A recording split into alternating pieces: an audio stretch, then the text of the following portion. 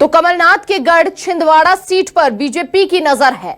आज मैदान में उतरेंगे सीएम डॉक्टर मोहन यादव। शाम 5 बजे छिंदवाड़ा के अमरवाड़ा में कार्यक्रम में होंगे शामिल। वहां पर पहुंचकर करोड़ों रुपए के विकास कार्यों की सौगात भी देते हुए नजर आएंगे। अमरवाड़ा से ही कांग्रेस को मिली थी 2019 में निर्णायक बढ़त और अब बीजेपी की नजर छिंदवाड़ा सीट पर। और ज्यादा जानकारी के साथ सीधा रुख करेंगे। शिखिल हमारे सहयोगी लगातार हमारे साथ बने हुए हैं। कमलनाथ के गढ़ में सेंध लगाने का प्रयास कितना सफल हो पाएगा डॉक्टर मोहन यादव द्वारा?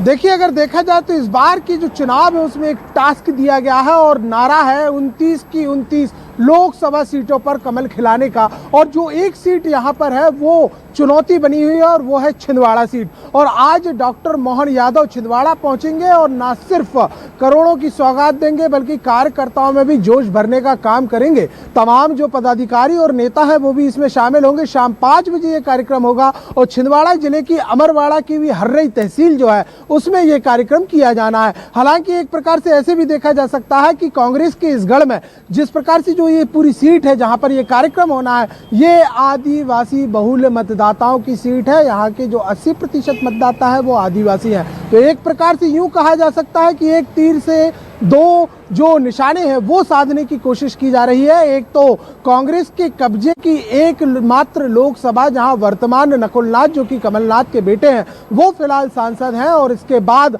आदिवासियों का वोट बैंक। ना सिर्फ बात की जाए कि छिंदवाड़ा लोकसभा, बल्कि उससे कहीं ना कहीं एक इफेक्ट जो लोकसभा जबलपुर की बातचीत करते हैं और लोकसभा होशंगाबाद की बातचीत अगर यहाँ पर की जाए, क्योंकि नरसिंहपुर से जुड़ा हुआ ये पूरा क्षेत्र है, तो इसमें दो मत नहीं है कि कमलनाथ के क्षेत्र में सेंध लगाने के लिए कहीं ना कहीं एक रणनीति तैयार की गई है। और उसके चलते आज करोड़ों रुपए की विकास की सौगात देने के लिए मोहन सरकार तैयार है। तैयारियां भी लगभग यहाँ पर पूरी कर ली गई है।